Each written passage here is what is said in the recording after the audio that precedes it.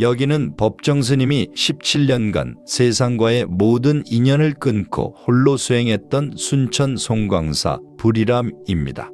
지난 영상들에서 우리는 법정 스님이 사랑하셨던 책들을 함께 읽어왔습니다. 금강경 그리고 월든, 불교 경전과 서양 고전을 통해 무소유와 단순한 삶의 의미를 탐구했죠. 오늘은 조금 다릅니다. 법정 스님이 사랑하신 한국 고전 하나를 소개하려고 합니다. 바로 정약용의 유배지에서 보낸 편지입니다. 법정 스님은 평소 좋은 책은 세월이 결정한다 고 말씀하셨습니다. 그리고 스님이 평생 곁에 두고 읽으신 50권의 책 중에 이 책이 포함되어 있었습니다. 수많은 한국 고전 중에서 왜 하필 유배지에서 쓴 편지였을까요? 1801년 조선의 천재 실학자 정약용은 전라도 강진으로 유배를 떠났습니다. 40세였습니다. 정조 임금의 총애를 받던 조정의 핵심 인물이었던 그는 순식간에 역모의 죄인이 되었습니다. 18년, 그가 유배지에서 보낸 시간입니다. 인생에서 가장 왕성하게 활동해야 할 40대와 50대 전부를 강진이라는 작은 마을에서 보내야 했습니다. 가족과 떨어져 고향에서 1000리나 떨어진 곳에서 죄인의 신분으로요. 절망적이지 않았을까요? 포기하고 싶지 않았을까요? 하지만 정약용은 무너지지 않았습니다. 오히려 그 18년 동안 500권이 넘는 책을 썼습니다.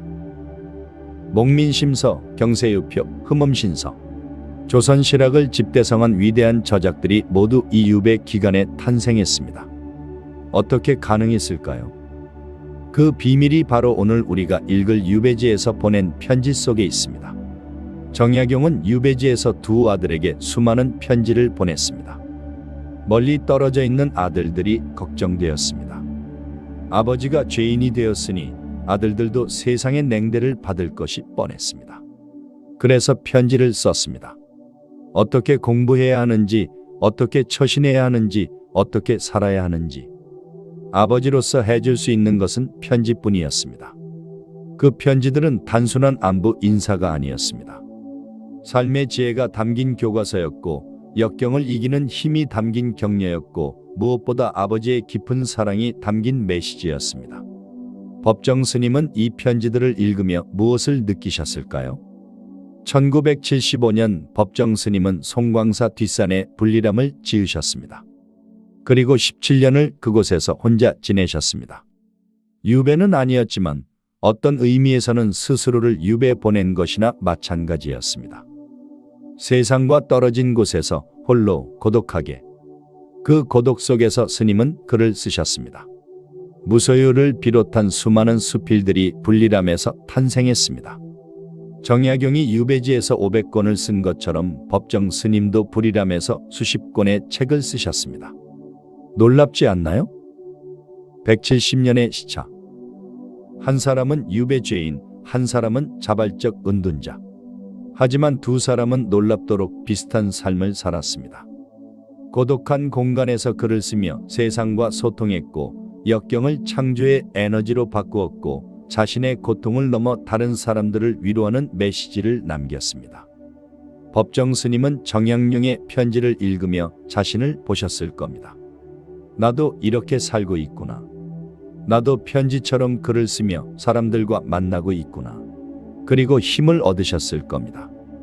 정약용도 18년의 유배를 견뎌냈다. 나도 할 수 있다. 2025년을 사는 우리는 어떤가요? 유배를 가진 않지만 우리도 각자의 유배지에서 살고 있지 않나요? 실패, 좌절, 불안, 외로움, 이런 것들이 우리를 가두는 보이지 않는 유배지입니다. 그 유배지에서 어떻게 살아야 할까요? 절망하며 무너질까요? 아니면 정약용처럼 법정 스님처럼 그것을 성장의 기회로 바꿀까요? 오늘 우리는 함께 200년 전 유배지에서 쓰인 편지를 읽어보려고 합니다. 그 편지 속에는 역경을 이기는 지혜가, 삶을 살아가는 방법이, 그리고 무엇보다 아버지의 따뜻한 사랑이 담겨 있습니다. 법정 스님이 이 편지에서 무엇을 배우셨는지, 우리는 이 편지에서 무엇을 배울 수 있는지 함께 탐구해 보겠습니다. 혹시 이런 고민 해보신 적 있으신가요? 나는 왜 이렇게 힘들까? 이 어려움을 어떻게 극복할까? 역경 속에서 어떻게 성장할 수 있을까? 이 질문들에 대한 답이 오늘 이 영상 속에 있습니다. 정약용은 편지에서 이렇게 말했습니다. 우리는 패족이다. 하지만 패족이라고 해서 성인이 되지 못할 이유가 있느냐? 역경은 핑계가 아닙니다. 오히려 기회입니다. 정약용이 증명했고 법정 스님이 증명했습니다. 이제 우리 차례입니다. 200년 전 강진 유배지와 50년 전 송광사 분리람으로 함께 떠나보겠습니다. 끝까지 함께 해주세요. 1762년 정약용은 경기도 광주에서 태어났습니다. 어릴 때부터 총명하기로 소문났죠. 책을 한번 읽으면 외웠고 글을 쓰면 사람들이 감탄했습니다. 22세의 과거에 급제했습니다. 정조 임금의 눈에 들었습니다. 정조는 조선을 개혁하고 싶어 했습니다. 부패한 관료들을 바로잡고 백성들의 삶을 개선하고 싶었죠. 정약용은 정조의 개혁 파트너였습니다. 수원 화성을 설계했고 거중기라는 획기적인 기계를 만들었습니다. 백성들의 세금 부담을 줄이는 방안을 연구했고 형법을 개선하는 작업도 했습니다. 촉망받는 젊은 관료였습니다. 앞날이 창창했습니다. 하지만 1800년 정조가 갑자기 세상을 떠났습니다. 49세의 나이에요. 정약용은 38세였습니다. 정조가 죽자 정치 판도가 완전히 바뀌었습니다. 보수파인 노론이 권력을 장악했습니다. 그리고 정조의 개혁 세력을 숙청하기 시작했습니다. 1801년 신유박해가 일어났습니다. 천주교를 탄압하는 사건이었는데 실제로는 정치적 숙청이었습니다.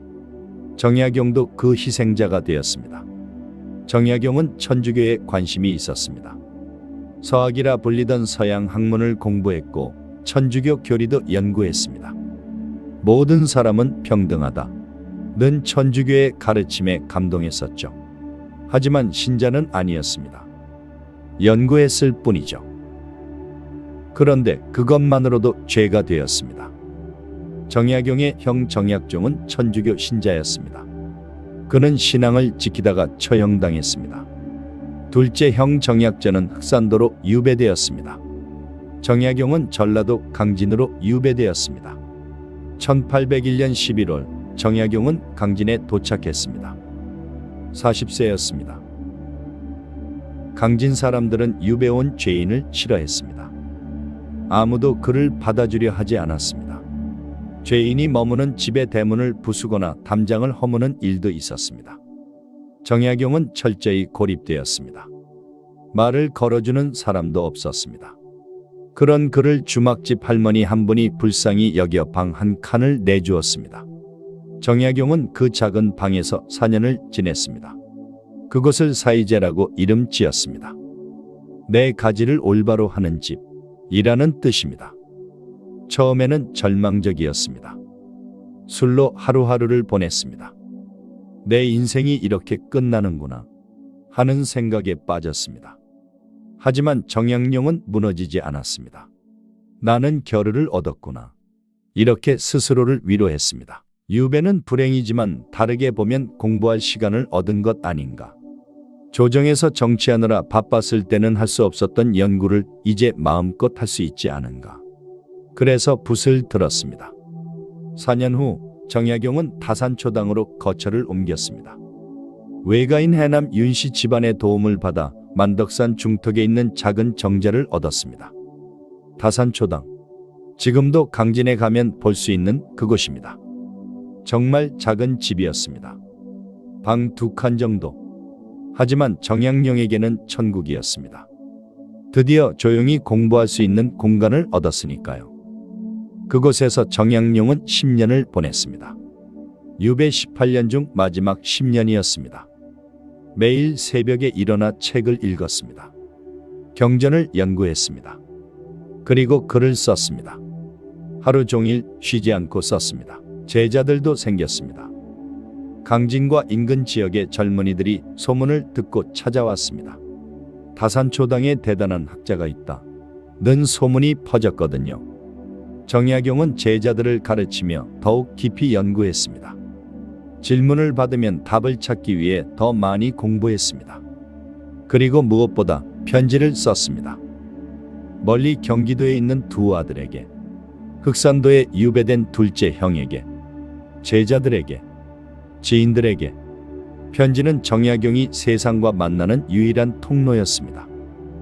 유배지는 고립된 곳이었지만 편지를 통해 그는 여전히 세상과 연결되어 있었습니다. 특히 두 아들 학연과 학유에게 보낸 편지가 많았습니다. 아버지가 유배를 가면 아들들은 어떻게 될까요? 세상의 냉대를 받습니다. 역적의 자식이라고 손가락질 받습니다.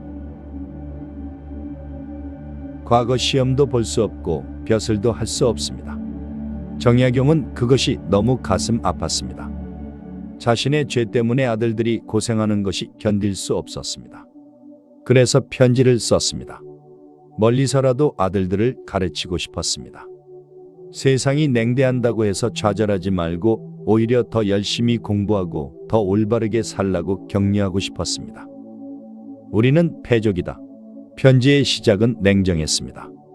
현실을 직시하자는 것이었습니다. 우리 집안은 이제 망한 집안이다. 인정해야 한다. 하지만 패족이라고 해서 그를 읽지 않고 몸을 바르게 행하지 않으면 어찌 사람 구실을 하겠느냐.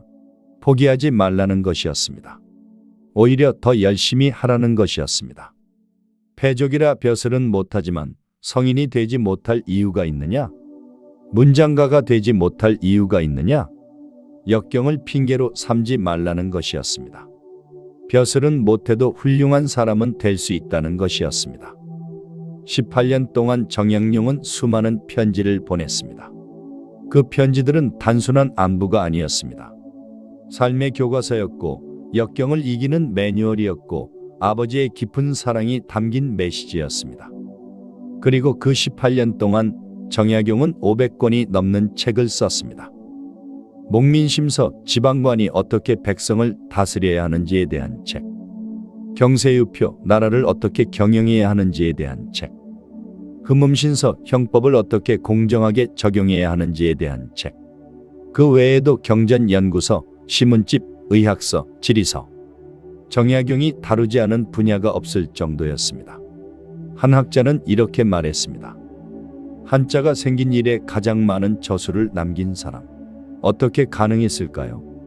유배지에서 죄인의 신분으로 가족과 떨어져 고립된 상태에서 어떻게 500권을 쓸 수 있었을까요? 정약용은 절망을 선택하지 않았기 때문입니다. 유배를 저주하지 않았기 때문입니다. 오히려 결의를 얻었다고 생각했기 때문입니다.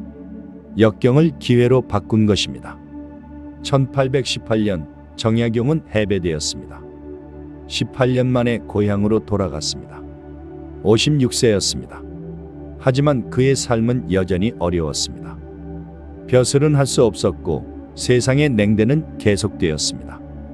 그래도 정약용은 계속 글을 썼습니다. 1836년 75세로 세상을 떠날 때까지요. 그가 남긴 유산은 어마어마했습니다. 조선 실학의 집대성, 오늘날까지도 연구되고 존경받는 위대한 업적. 그 모든 것의 씨앗이 강진 유배지에서 뿌려졌습니다. 다음 파트에서는 정약용이 아들들에게 보낸 편지의 구체적인 내용을 살펴보겠습니다. 어떻게 공부하라고 했는지, 어떻게 살라고 했는지 그 가르침 속으로 들어가 보겠습니다. 정약용이 두 아들에게 보낸 편지는 단순히 안부를 묻는 것이 아니었습니다. 삶의 모든 것에 대한 가르침이 담겨 있었습니다. 첫째, 현실을 직시하라. 우리는 패족이다. 정약용은 현실을 숨기지 않았습니다. 아들들에게 거짓된 희망을 주지 않았습니다. 우리 집안은 망했다. 아버지는 역적이다. 너희들은 역적의 자식이다. 냉정하게 들릴 수 있습니다. 하지만 정약용은 그래야 한다고 생각했습니다. 현실을 인정해야 대응할 수 있으니까요. 패족이 그를 읽지 않고 몸을 바르게 행하지 않으면 어찌 사람 구실을 하겠느냐. 현실은 냉정하게 인정하되 거기서 무너지지 말라는 것이었습니다. 둘째, 역경 속에서 더욱 공부하라. 패족은 더욱 힘써야 한다. 정약용의 핵심 메시지였습니다. 어려운 처지에 있을수록 더 열심히 해야 한다는 것. 왜 그럴까요? 남들보다 불리한 출발선에 있기 때문입니다. 벼슬도 할 수 없고 세상의 도움도 받을 수 없습니다. 그렇다면 실력으로 승부해야 합니다. 패족이라 벼슬은 못하지만 성인이 되지 못할 이유가 있느냐? 문장가가 되지 못할 이유가 있느냐? 벼슬은 운도 필요하고 배경도 필요합니다. 하지만 성인이 되는 것, 훌륭한 학자가 되는 것은 오직 자신에게 달렸습니다. 정약용은 아들들에게 구체적으로 무엇을 공부하라고 했을까요? 셋째, 책 읽는 법을 가르쳤습니다. 책은 한번 읽고 덮어서는 안 된다. 정약용의 독서법은 철저했습니다. 그냥 훑어보는 독서를 경계했습니다. 혀로 훑는 듯한 독서가 아니라 뜻을 알지 못하는 글자는 두루 찾아보고 깊게 연구해서 그 근본 뜻을 밝혀야 한다. 한 글자 한 글자를 정확히 이해하라는 것이었습니다. 모르는 글자가 나오면 넘어가지 말고 반드시 찾아보고 이해하라는 것이었습니다. 그래야 책의 의미를 분명히 꿰뚫을 수 있다. 얕고 넓은 독서가 아니라 깊고 정확한 독서를 하라는 것이었습니다. 또한 정약용은 이렇게 말했습니다. 옛사람의 좋은 글을 본받아라. 좋은 글을 많이 읽으면 자연스럽게 글을 잘 쓰게 된다는 것이었습니다. 하지만 그냥 읽는 게 아니라 분석하며 읽으라고 했습니다. 이 문장은 왜 좋은가? 어떤 기법을 썼는가? 어떤 구조인가? 이렇게 분석하며 읽으면 자신도 그런 글을 쓸 수 있게 된다는 것이었습니다. 넷째, 사람 되는 법을 가르쳤습니다. 정약용은 학문만 강조한 게 아니었습니다. 인간으로서 어떻게 처신해야 하는지도 세세하게 가르쳤습니다. 생각을 맑게 하되 더욱 맑게, 용모를 단정히 하되 더욱 단정히, 말을 적게 하되 더욱 적게, 행동을 무겁게 하되 더욱 무겁게. 이것이 사이제의 4가지 가르침이었습니다. 첫째, 생각을 맑게 하라. 잡념을 버리고 본질에 집중하라. 둘째, 용모를 단정히 하라. 외모가 마음을 반영한다. 셋째, 말을 적게 하라. 말이 많으면 실수도 많다. 넷째, 행동을 무겁게 하라. 경솔하지 말고 신중하라. 또한 정약용은 편지 쓰는 법까지 가르쳤습니다. 편지를 쓸 때는 이렇게 생각하라. 이 편지가 거리에 떨어져서 원수가 주워보더라도 내가 죄를 얻지 않을 것인가. 편지라도 함부로 쓰지 말라는 것이었습니다. 항상 신중하게 책임과 믿게 쓰라는 것이었습니다. 또한 수백 년 후에 이 편지를 많은 사람들이 보더라도 조롱받지 않을 편지인가를 생각한 뒤에 봉해야 한다. 정약용 자신이 이 원칙을 지켰기에 200년이 지난 지금도 우리가 그의 편지를 읽으며 감동받는 것입니다. 다섯째, 돈과 명예에 대한 가르침. 음풍농어를 삼가라. 노는 것, 즐기는 것을 경계하라는 것이었습니다. 특히 패족의 처지에서는 더욱 조심해야 한다고 했습니다. 돈놀이를 하거나 물건을 매매하거나 장사를 하는 일은 모두 악착스러운 사람들만이 할 수 있는 일이다. 쉽게 돈 벌려고 하지 말라는 것이었습니다. 그런 일은 결국 손해를 보고 본업을 망친다고 경고했습니다. 조금이라도 인간미가 있는 사람이라면 반드시 손해를 본다. 정약용은 아들들이 학문에만 집중하기를 바랐습니다. 돈이나 명예에 흔들리지 말고 오직 실력을 쌓으라고 했습니다. 여섯째, 가족을 돌보라. 정약용은 자신이 유배지에 있어서 가족을 돌볼 수 없었습니다. 그래서 아들들에게 당부했습니다. 큰아버지를 아버지처럼 섬기라. 형제간의 우애를 강조했습니다. 어려운 처지일수록 가족이 뭉쳐야 한다고 했습니다. 형수님도 잘 모시고 조카들도 잘 돌보라.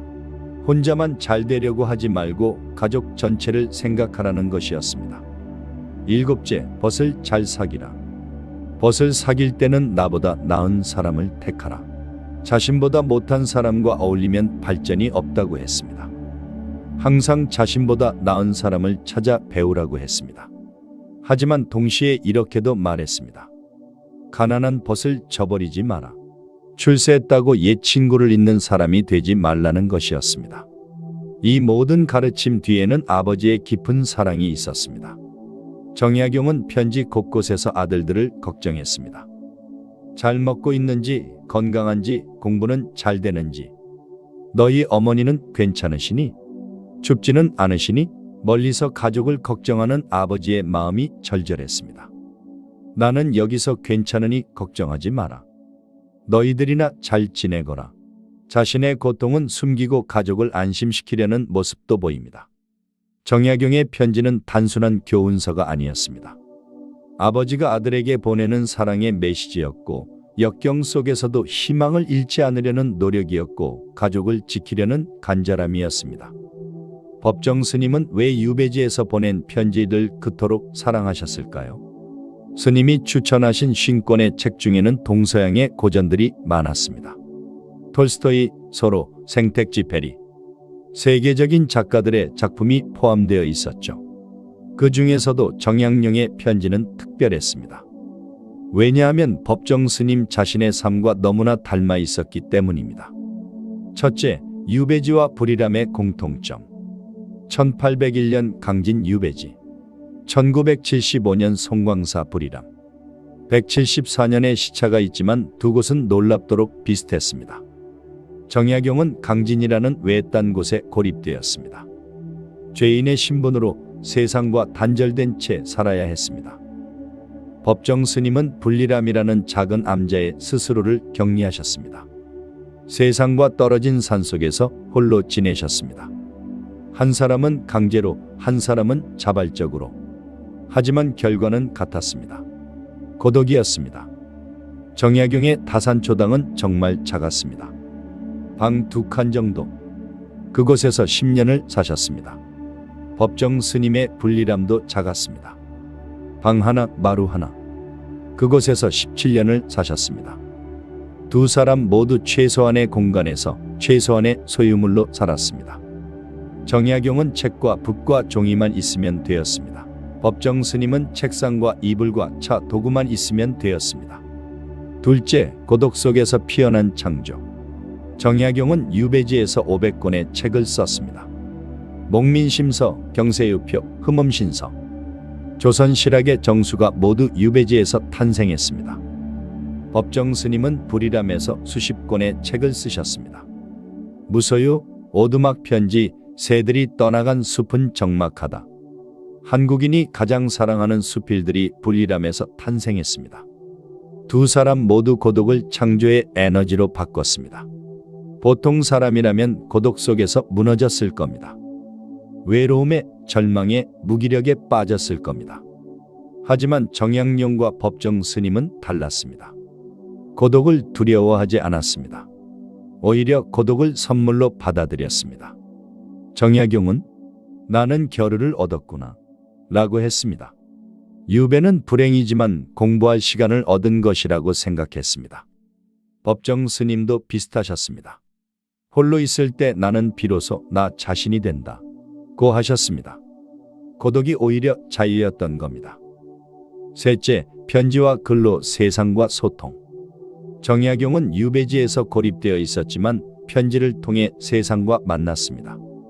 아들들에게, 형에게, 제자들에게, 지인들에게 끊임없이 편지를 썼습니다. 그 편지들은 단순한 안부가 아니었습니다. 삶의 지혜를 나누는 통로였고, 가르침을 전하는 수단이었고, 사랑을 표현하는 방법이었습니다. 법정 스님도 불리람에서 글을 쓰시며 세상과 소통하셨습니다. 스님의 수필들은 독자들에게 보내는 편지 같았습니다. 직접 만날 수는 없지만 글을 통해 만났습니다. 얼굴을 볼 수 없지만 마음을 나눴습니다. 정약용의 편지가 200년 후 우리에게 감동을 주듯이 법정 스님의 글도 지금 우리에게 위로를 줍니다. 넷째, 역경을 성장으로 바꾼 두 사람. 정약용에게 유배는 인생 최대의 위기였습니다. 40대와 50대 가장 왕성하게 활동해야 할 시기를 유배지에서 보내야 했습니다. 하지만 그 18년이 정약용을 위대하게 만들었습니다. 만약 유배가 없었다면 정약용은 훌륭한 관료로 남았을 것입니다. 하지만 조선실학을 집대성한 대학자는 되지 못했을 겁니다. 유배라는 역경이 그를 더 깊게 만들었습니다. 더 넓게 만들었습니다. 더 위대하게 만들었습니다. 법정 스님도 마찬가지였습니다. 만약 분리람 17년이 없었다면 법정 스님은 훌륭한 승려로 남았을 것입니다. 하지만 180만 부가 팔린 무소유의 저자는 되지 못했을 겁니다. 분리람의 고독이 스님을 성숙하게 만들었습니다. 단순한 삶의 가치를 깨닫게 했습니다. 무소유의 진리를 체득하게 했습니다. 두 사람 모두 역경을 원망하지 않았습니다. 오히려 감사했습니다. 그 역경이 자신을 성장시켰다는 것을 알았기 때문입니다. 다섯째, 진심이 담긴 글. 법정 스님이 정약용의 편지에 감동하신 가장 큰 이유는 진심 때문이었을 겁니다. 정약용의 편지에는 꾸밈이 없었습니다. 아들들에게 잘 보이려고 거짓말하지 않았습니다. 나는 여기서 괜찮다. 고헛에 부리지 않았습니다. 우리는 패족이다. 냉정하게 현실을 인정했습니다. 하지만 그 냉정함 속에 따뜻함이 있었습니다. 그래도 우리는 할 수 있다. 성인이 될 수 있고 학자가 될 수 있다. 희망을 잃지 않았습니다. 법정 스님의 글도 그랬습니다. 꾸미지 않았습니다. 화려한 수사를 쓰지 않았습니다. 있는 그대로, 느끼는 그대로 쓰셨습니다. 그래서 독자들이 공감했습니다. 진심은 진심을 알아봅니다. 여섯째, 후대를 위한 글. 정약용은 편지를 쓸 때 이렇게 생각했습니다. 이 편지가 수백 년 후에 많은 사람들에게 읽혀도 조롱받지 않을 편지인가? 당장 아들들에게만 보이는 편지가 아니었습니다. 후대까지 생각하며 쓴 편지였습니다. 그래서 200년이 지난 지금도 우리가 읽을 수 있는 겁니다. 그리고 여전히 감동받는 겁니다. 법정 스님도 그렇게 글을 쓰셨을 겁니다. 지금 독자들만을 위한 글이 아니라 100년 후, 200년 후 독자들도 읽을 글이라고 생각하시며 쓰셨을 겁니다. 실제로 그렇게 되었습니다. 법정 스님이 입적하신 지 15년이 지났지만 스님의 책은 여전히 베스트셀러입니다. 새로운 독자들이 계속 태어나고 있습니다. 일곱째, 아버지의 마음. 법정 스님은 결혼하지 않으셨기에 자식이 없었습니다. 하지만 제자들이 있었고 독자들이 있었습니다. 정약용의 편지를 읽으며 스님은 아버지의 마음을 배우셨을 겁니다. 어떻게 후배를 가르쳐야 하는지, 어떻게 후학을 키워야 하는지. 정약용이 아들들을 걱정하며 편지를 쓴 것처럼 법정 스님도 독자들을 생각하며 글을 쓰셨을 겁니다. 이 글이 누군가에게 위로가 되었으면, 이 글이 누군가의 인생을 바꾸었으면 정약용과 법정 스님은 174년의 시차를 뛰어넘어 같은 마음이었습니다. 고독한 공간에서 글을 쓰며 세상과 만나고 역경을 성장으로 바꾸고 진심을 담아 후대를 위해 사랑하는 마음으로. 법정 스님이 유배지에서 보낸 편지를 사랑하신 이유는 바로 여기에 있었습니다. 그 편지 속에서 스님은 자신을 보셨고 위로받으셨고 힘을 얻으셨습니다. 나만 이렇게 사는 게 아니구나. 200년 전 정약용도 이렇게 살았구나. 나도 할 수 있다. 이제 정약용의 편지에서 가장 중요한 구절들을 하나씩 깊이 들여다보겠습니다. 200년이 지난 지금도 우리에게 울림을 주는 문장들입니다. 첫 번째 구절입니다. 제주는 가난과 천함 속에서 나온다. 이 문장 정말 강력하지 않나요? 우리는 보통 이렇게 생각합니다. 좋은 환경에서 자라야 재능이 꽃핀다. 좋은 학교, 좋은 선생님, 좋은 책, 좋은 시설. 이런 것들이 있어야 인재가 나온다고 생각합니다. 하지만 정약용은 정반대로 말합니다. 제주는 가난과 천함 속에서 나온다. 왜 그럴까요? 가난하고 천한 처지에 있으면 절박합니다. 나는 반드시 이 상황에서 벗어나야 한다. 는 절실함이 있습니다. 그 절실함이 사람을 공부하게 만들고 노력하게 만들고 결국 재능을 꽃피우게 만듭니다. 반대로 부유하고 높은 처지에 있으면 어떨까요? 안일해집니다. 굳이 힘들게 공부할 필요가 있나? 나는 이미 충분히 가졌는데. 이런 생각이 듭니다. 정약용 자신이 그 증거였습니다. 유배 가기 전에는 훌륭한 관료였지만 그 정도였습니다. 하지만 유배 후 18년 동안 500권의 책을 썼습니다. 가난과 천함이 그를 위대하게 만든 겁니다. 법정 스님도 이 말씀에 공감하셨을 겁니다. 분리남의 청빈한 생활이 오히려 풍요로웠다고 느끼셨을 테니까요. 두 번째 구절입니다. 우리는 패족이다. 패족이라 벼슬은 못하지만 성인이 되지 못할 이유가 있느냐?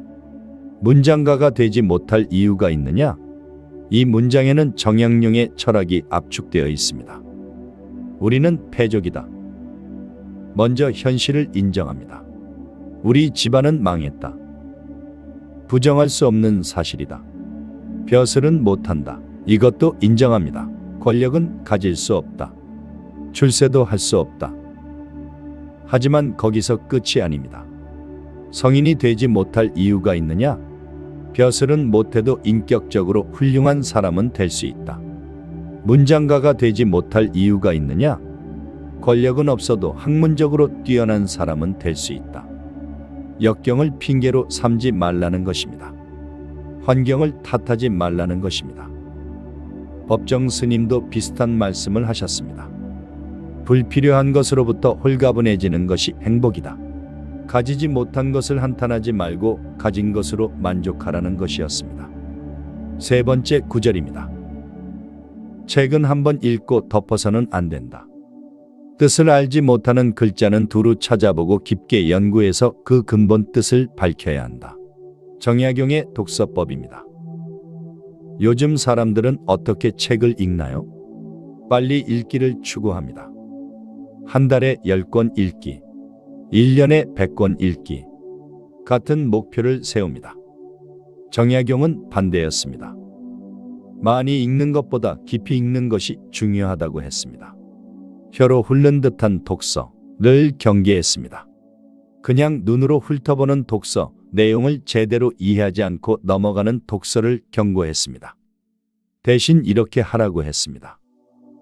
모르는 글자가 나오면 반드시 찾아보라. 이해되지 않는 문장이 나오면 이해될 때까지 읽어라. 한 권을 제대로 이해하는 것이 10권을 대충 읽는 것보다 낫다.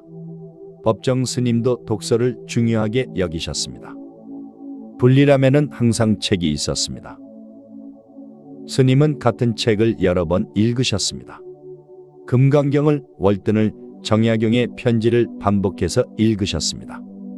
왜냐하면 책은 한번 읽는다고 다 이해되지 않기 때문입니다. 읽을 때마다 새로운 의미를 발견하게 됩니다. 네 번째 구절입니다. 편지를 쓸 때는 이렇게 생각하라. 이 편지가 거리에 떨어져서 원수가 주워보더라도 내가 죄를 얻지 않을 것인가. 정약용의 글쓰기 철학입니다. 편지는 사적인 글입니다. 특정 사람에게만 보이는 글이죠. 그래서 사람들은 편지에 함부로 씁니다. 어차피 상대방만 볼 텐데 하고 생각하며 경솔하게 씁니다. 하지만 정약용은 달랐습니다. 편지라도 신중하게 써야 한다고 했습니다. 원수가 이 편지를 보아도 괜찮은가? 최악의 상황을 가정하라는 것입니다. 만약 이 편지가 내 원수의 손에 들어간다면? 그래도 문제없는 내용인가? 수백 년 후에 많은 사람들이 이 편지를 보아도 조롱받지 않을 편지인가? 후대까지 생각하라는 것입니다. 정약용이 이 원칙을 지켰기에 200년 후 우리가 그의 편지를 읽으며 감동받는 겁니다. 법정 스님도 글을 쓸 때 정성을 다하셨습니다. 짧은 수필 하나도 여러 번 고쳐 쓰셨습니다. 한 글자 한 글자 신중하게 선택하셨습니다. 왜냐하면 글은 사라지지 않기 때문입니다. 한번 세상에 나간 글은 영원히 남습니다.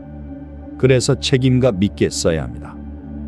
다섯 번째 구절입니다. 패족이 글을 읽지 않고 몸을 바르게 행하지 않으면 어찌 사람 구실을 하겠느냐.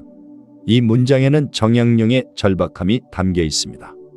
사람 구실을 한다. 는 표현 강하지 않나요? 사람답게 산다는 것, 인간으로서의 품격을 지킨다는 것. 정약용은 아들들에게 말합니다. 우리는 패족이다. 세상이 우리를 무시한다. 하지만 그렇다고 해서 우리가 정말 무시받아야 할 사람이 되어서는 안 된다.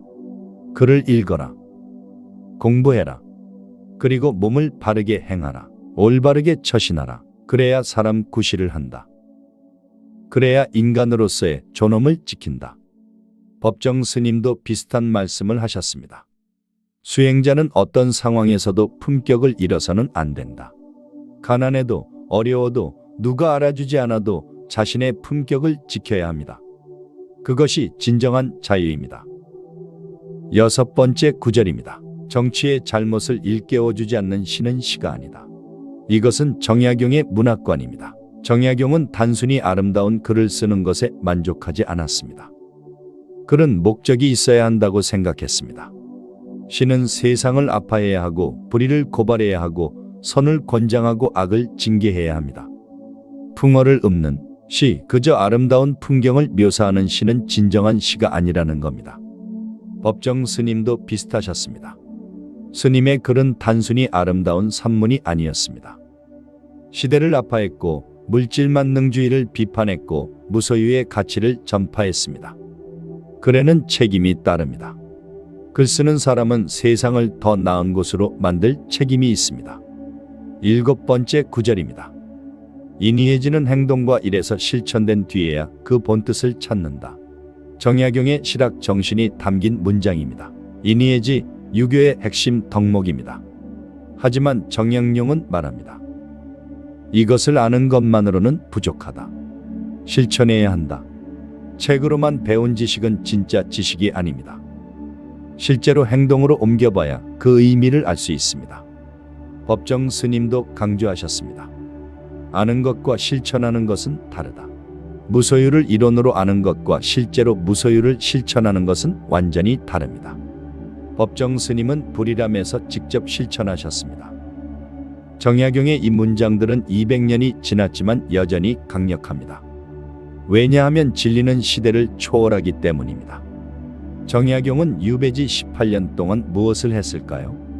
그냥 편지만 쓴 게 아니었습니다. 상상을 초월하는 업적을 남겼습니다. 500권이 넘는 저술.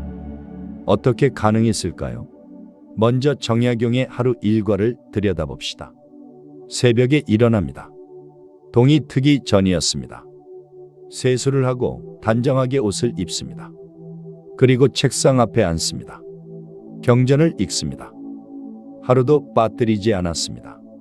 아침 독서는 정약용의 일과 중 가장 중요한 부분이었습니다. 아침 식사 후 본격적인 저술 작업이 시작됩니다. 붓을 들고 먹을 갈고 원고지에 한 글자 한 글자 정성스럽게 씁니다. 점심 식사 후에도 계속 씁니다. 저녁까지 쉬지 않고 씁니다. 하루에 몇 시간이나 글을 썼을까요? 최소 10시간 이상이었을 겁니다. 18년 동안 하루도 빠짐없이요. 그렇게 해서 탄생한 것이 조선실학의 집대성입니다. 첫 번째 대표작 목민심서. 목민은 백성을 다스린다는 뜻입니다. 이 책은 지방관이 어떻게 백성을 다스려야 하는지에 대한 지침서입니다. 48권이나 되는 방대한 책입니다. 지방관의 임무를 12개 부문으로 나누어 설명했습니다. 부임, 율기, 봉공, 애민, 이전, 호전, 예전, 병전, 형전, 공전, 진왕, 해관. 부임할 때 어떻게 해야 하는지부터 자신을 어떻게 수양해야 하는지, 세금을 어떻게 거둬야 하는지, 백성을 어떻게 사랑해야 하는지, 재판은 어떻게 해야 하는지, 흉년에는 어떻게 대처해야 하는지. 모든 것이 세세하게 적혀 있습니다. 그것도 이론이 아니라 실제 경험에 기반한 내용입니다. 정약용 자신이 관료 생활을 하며 목격한 부패와 비리, 그리고 그것을 어떻게 개선해야 하는지에 대한 구체적인 방안이 담겨 있습니다. 왜 이 책을 썼을까요? 정약용은 벼슬은 할 수 없었지만 조선을 개혁하고 싶었습니다. 백성들의 삶을 개선하고 싶었습니다. 그래서 책을 썼습니다. 내가 직접 할 수는 없지만 이 책을 읽은 관리들이라도 제대로 일해주길 바란다. 는 마음으로요. 두 번째 대표작 경세유표. 경세는 세상을 경영한다는 뜻입니다. 나라를 어떻게 운영해야 하는지에 대한 책입니다. 이것도 엄청난 분량입니다. 전체 구조를 개혁하는 방안을 담았습니다.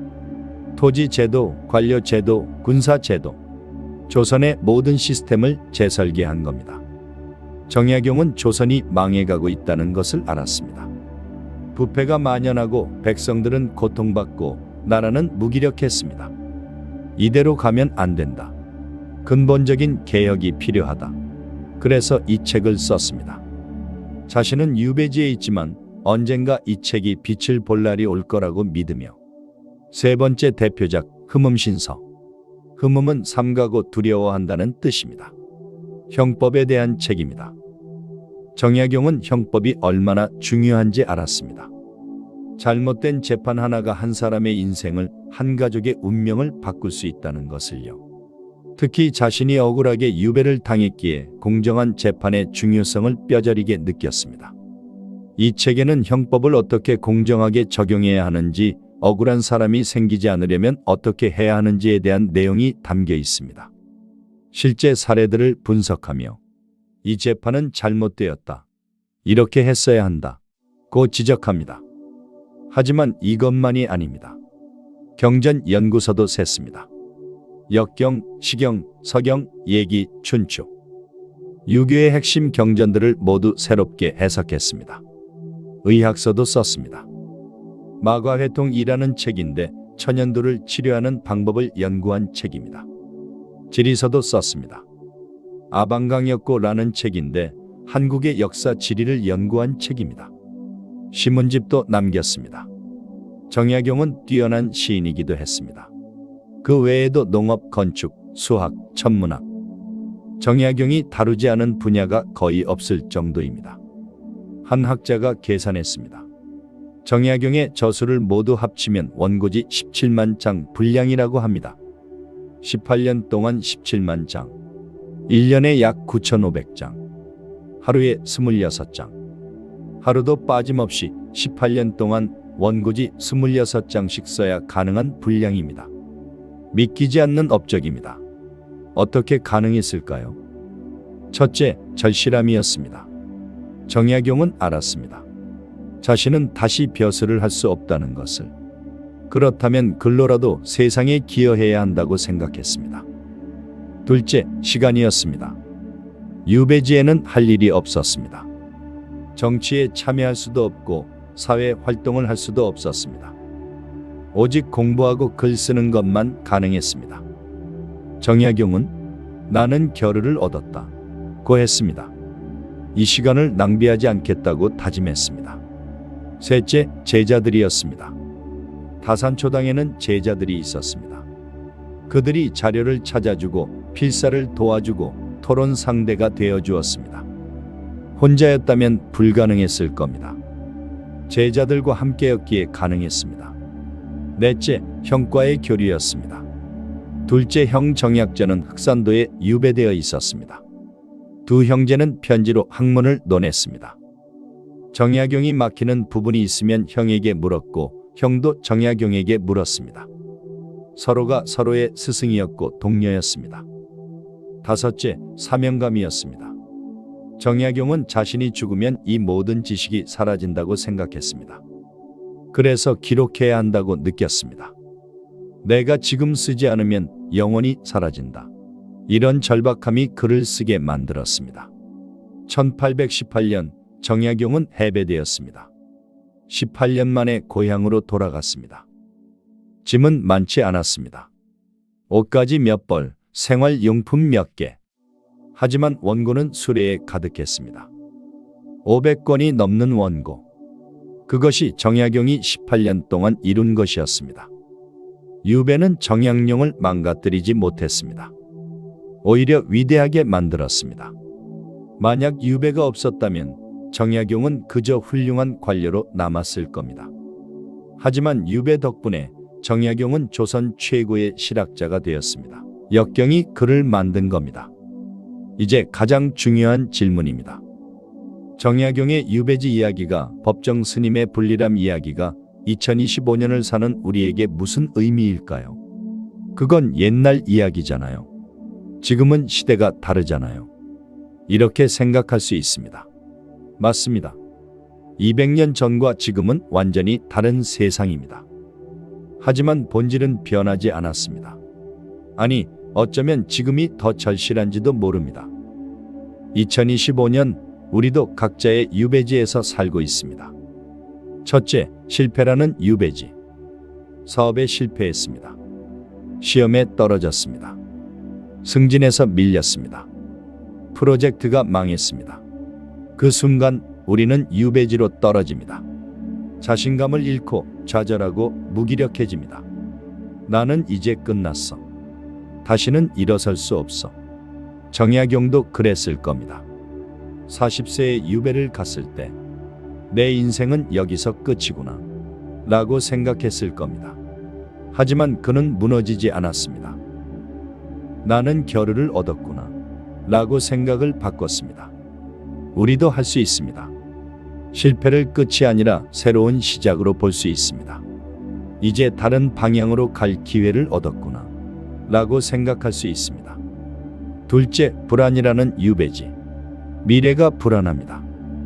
일자리가 불안하고 노후가 불안하고 관계가 불안합니다. 끊임없이 걱정하며 살아갑니다. 그 불안이 우리를 가둡니다. 새로운 시도를 못하게 만들고 도전을 포기하게 만들고 현재를 즐기지 못하게 만듭니다. 정약용은 불안하지 않았을까요? 당연히 불안했을 겁니다. 가족이 걱정되고 미래가 막막하고 언제 죽을지도 모르는 상황이었습니다. 하지만 불안에 갇히지 않았습니다. 오히려 할 수 있는 일에 집중했습니다. 공부하고 글쓰고 제자를 가르치고 법정 스님도 말씀하셨습니다. 불안은 미래에 대한 집착이다. 현재에 집중하면 불안은 사라진다. 우리도 할 수 있습니다. 불안을 느낄 때 지금 이 순간 할 수 있는 일에 집중하는 것입니다. 셋째, 외로움이라는 유배지. 현대인은 외롭습니다. 사람들에 둘러싸여 있지만 진정으로 이해받지 못한다고 느낍니다. SNS에서 수백 명과 연결되어 있지만 정작 마음을 나눌 사람은 없습니다. 정약용은 정말로 고립되어 있었습니다. 강진이라는 외딴 곳에서 죄인의 신분으로 말을 걸어주는 사람도 없이. 하지만 그는 외로움을 이겼습니다. 어떻게? 편지를 썼습니다. 그를 통해 사람들과 만났습니다. 법정 스님도 마찬가지였습니다. 불리람에서 혼자 지내셨지만 그를 통해 수많은 독자들과 만나셨습니다. 우리도 할 수 있습니다. 외로움을 느낄 때 누군가에게 편지를 써보세요. 문자가 아닌 진짜 편지를요. 아니면 일기를 써보세요. 글을 쓰는 것 자체가 소통입니다. 넷째, 평가라는 유배지. 우리는 끊임없이 평가받습니다.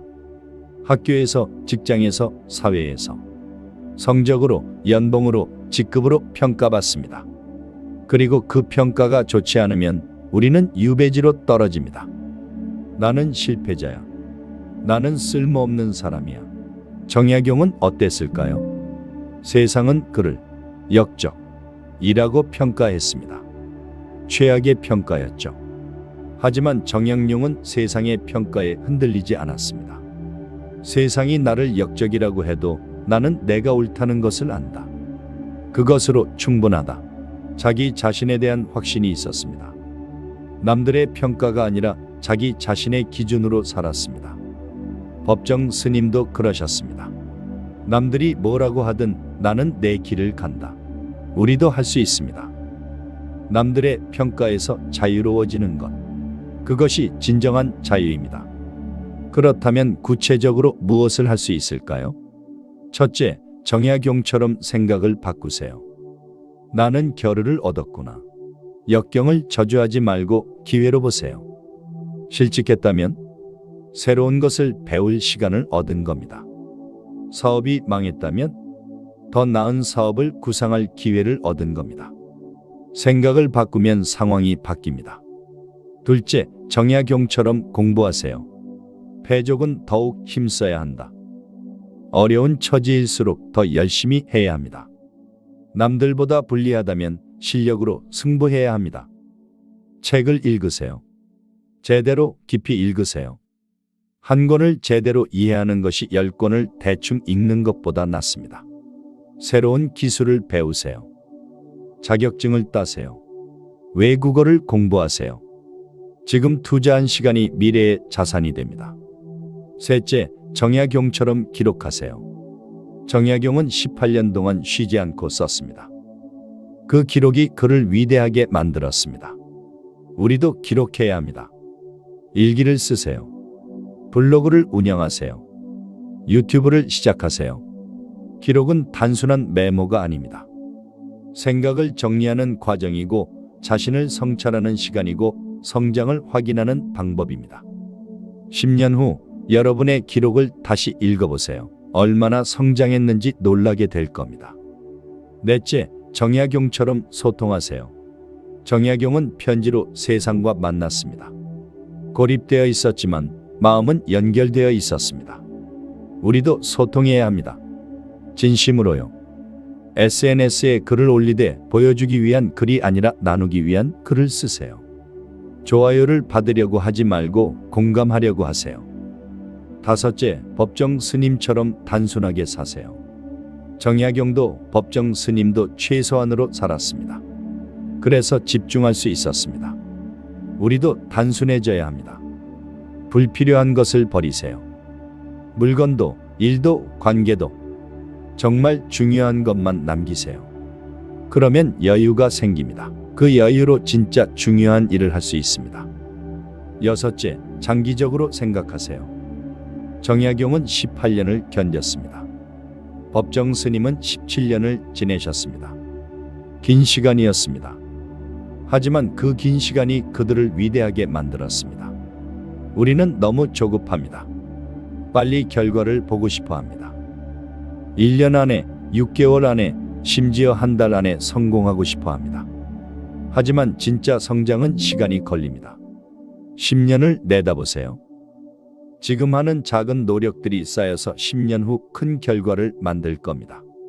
일곱째, 역경에 감사하세요. 정약용은 유배에 감사했을까요? 처음에는 아니었을 겁니다. 하지만 나중에는 그랬을 겁니다. 유배가 없었다면 나는 이렇게 많은 것을 배우지 못했을 것이다. 이렇게 깊이 생각하지 못했을 것이다. 법정 스님도 말씀하셨습니다. 고난은 선물이다. 우리도 그렇게 생각할 수 있습니다. 지금 겪는 어려움이 나중에 보면 선물이었다는 것을 알게 됩니다. 마지막으로 정약용의 이 말을 기억하세요. 패족이라 벼슬은 못하지만 성인이 되지 못할 이유가 있느냐? 환경을 핑계로 삼지 마세요. 조건을 탓하지 마세요. 지금 여기서 할 수 있는 일을 하세요. 그것이 정약용이 우리에게 주는 메시지입니다. 그것이 법정 스님이 유배지에서 보낸 편지를 사랑하신 이유입니다. 역경은 끝이 아닙니다. 시작입니다. 유배지는 감옥이 아닙니다. 학교입니다. 정약용이 증명했고 법정 스님이 증명했습니다. 이제 우리 차례입니다. 여러분, 오늘 우리는 긴 여정을 함께 했습니다. 200년 전 강진 유배지에서 시작해서 50년 전 송광사 불이람을 거쳐 2025년 오늘 여기까지 왔습니다. 정약용은 40세에 유배를 갔습니다. 절망적인 상황이었습니다. 하지만 그는 무너지지 않았습니다. 나는 결의를 얻었구나. 생각을 바꿨습니다. 그리고 18년 동안 500권의 책을 썼습니다. 조선 실학을 집대성했습니다. 법정 스님은 43세에 불이람을 지으셨습니다. 스스로를 유배에 보낸 것이나 마찬가지였습니다. 하지만 그 17년이 스님을 완성시켰습니다. 무소유를 비롯한 수많은 명작들이 불리람에서 탄생했습니다. 두 사람의 공통점은 무엇이었을까요? 역경을 원망하지 않았습니다. 오히려 기회로 받아들였습니다. 고독을 두려워하지 않았습니다. 오히려 창조의 시간으로 만들었습니다. 환경을 탓하지 않았습니다. 오히려 자신을 바꿨습니다. 정약용은 편지에서 이렇게 말했습니다. 우리는 패족이다. 하지만 패족이라고 해서 성인이 되지 못할 이유가 있느냐? 이 한 문장이 오늘 영상의 핵심입니다. 여러분의 상황이 어떻든, 환경이 어떻든, 과거가 어떻든 그것이 여러분을 규정하지 않습니다. 중요한 것은 지금부터 무엇을 하느냐입니다. 실패했나요? 괜찮습니다. 정약용도 실패했습니다. 하지만 그 실패가 그를 위대하게 만들었습니다. 외롭나요? 괜찮습니다. 법정 스님도 혼자 지내셨습니다. 하지만 그 고독이 스님을 성숙하게 만들었습니다. 불안한가요? 괜찮습니다. 지금 할 수 있는 일에 집중하세요. 한 걸음씩 나아가세요. 오늘부터 시작하세요. 책 한 권을 제대로 읽으세요. 일기를 쓰기 시작하세요. 누군가에게 진심을 담은 편지를 써보세요. 불필요한 것 하나를 버려보세요. 작은 시작이 10년 후 큰 결과를 만듭니다. 정약용은 18년 후에 알았습니다. 유배가 저주가 아니라 축복이었다는 것을 여러분도 10년 후에 알게 될 겁니다. 지금의 어려움이 사실은 선물이었다는 것을. 오늘 이 영상이 여러분에게 조금이라도 힘이 되었다면 좋아요와 구독 부탁드립니다. 그리고 댓글로 여러분의 생각을 나눠주세요. 나는 지금 어떤 유배지에 있고 어떻게 극복하고 싶은가요? 다음 영상에서는 법정 스님이 사랑했던 또 다른 책 그리스인 조르바에 대해 이야기해 보겠습니다. 무거운 철학이 아닌 삶을 춤추듯 사는 자유로운 영혼의 이야기입니다. 끝까지 시청해 주셔서 감사합니다. 여러분 모두 역경을 기회로 바꾸시고 유배지를 학교로 만드시길 바랍니다. 정약용처럼 법정 스님처럼 여러분도 할 수 있습니다.